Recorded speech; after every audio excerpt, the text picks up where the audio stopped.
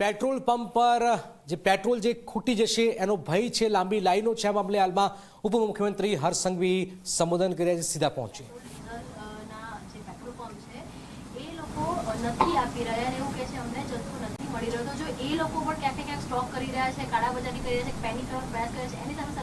એટલે આજે બપોરે જ આ બાબતની બી બેઠક લેવામાં આવી છે અને ખાસ કરીને કોઈ બી જગ્યા પર અગર સપ્લાયની અંદર વ્યવસ્થાઓની અંદર ક્યાંક નાની મોટી તકલીફ પડી હોય તો એ બાબતની બી જાણકારી સંપૂર્ણ લેવામાં આવી રહી છે અને એની અંદર જે કંઈ નાના મોટા ઇસ્યુ હશે તો એ ક્લિયર કરવામાં આવશે।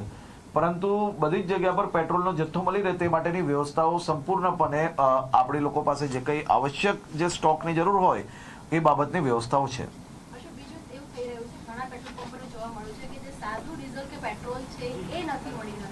પણ જે પ્રીમિયમ ડીઝલ પેટ્રોલ છે એ જ લેવાનો આગ્રહ અને પેટ્રોલ પંપ વાળો કહે છે કે અમારી પાસે આ નથી, તમારે આ લેવું છે તો અમે આપીશું। રાજ્યના મુખ્ય સચિવ અને ડીજીપી બેઉને સૂચના આપવામાં આવી છે કે આ પ્રકારની કોઈ બી કાળાબજારી કે કોઈ બી પ્રકારનો લોકોને હેરાનગતિ થાય એ પ્રકારના કોઈ બી કાર્ય કોઈ બી એજન્સીઝ દ્વારા કે પછી આ પ્રકારના પ્રાઇવેટ જે વેપારીઓ છે એમના દ્વારામાં કાંઈ બી કરવામાં આવશે તો એની ઉપર પગલાં ભરવામાં આવે છે, ચાહે ગેસનું હોય કે પછી પેટ્રોલ ડીઝલનું હોય।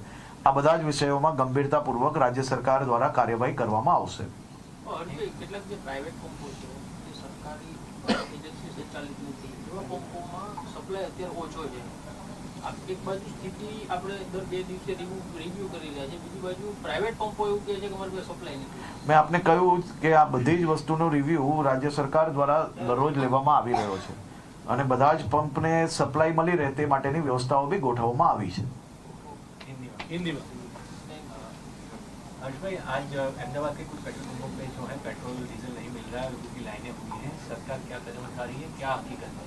देखिए, केंद्र सरकार एवं राज्य सरकार पेट्रोल डीजल सप्लाई की बात हो या गैस की बात हो, ये सभी विषयों को लेकर रेगुलर रिव्यू बैठक कर रहे हैं और मैं राज्य के सभी नागरिकों को विनती करना चाहता हूं कि किसी भी प्रकार के सोशल मीडिया के न्यूज़ के माध्यम से या फिर व्हाट्सएप के फॉरवर्डिंग मैसेज के माध्यम से आप किसी भी प्रकार की हैवक में ना आइए।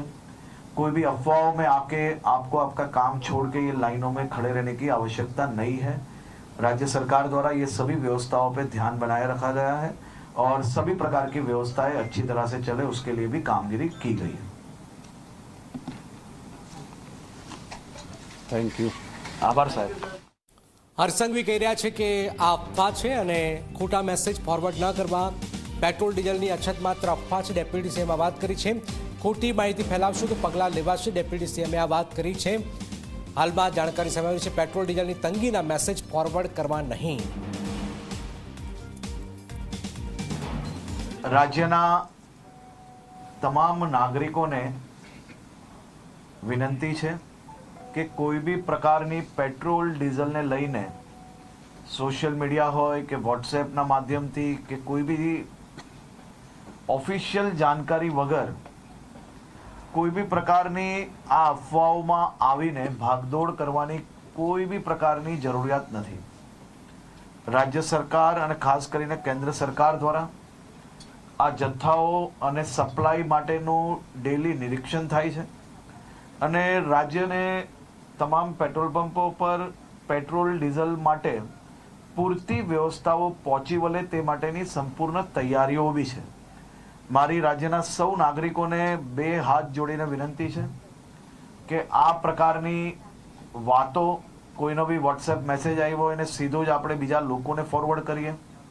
કોઈ બી પ્રકારની જાણકારી વગર સંપૂર્ણ માહિતી વગર પોસ્ટ મૂકીને આપણે આપણી જોડે જોડે હજારો લોકોને કારણ વગરના એમનો સમય વેડફીએ અને સાથે સાથે કોઈ બી પ્રકારે શહેરમાં કે રાજ્યમાં આ પ્રકારની ખોટી માહિતીઓ ફેલાવનાર લોકો પર બી આવનારા દિવસોમાં કડક પગલાં ભરવામાં